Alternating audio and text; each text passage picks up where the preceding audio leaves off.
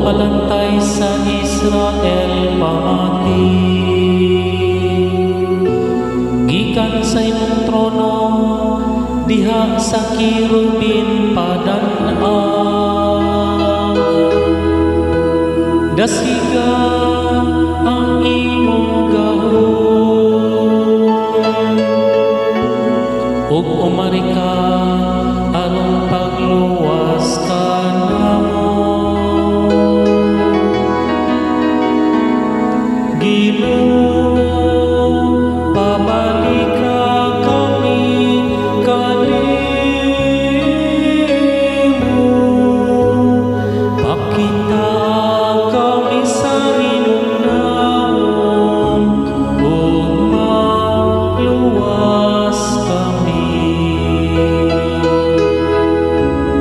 Ginoo sa kagahuman, dong awa kami pausab.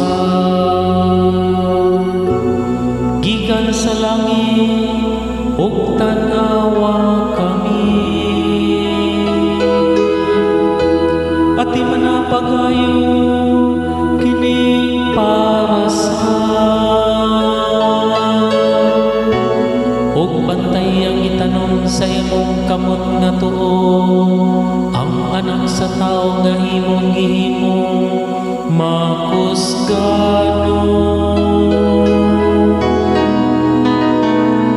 Ginoo, pabalik ka kami kanimo,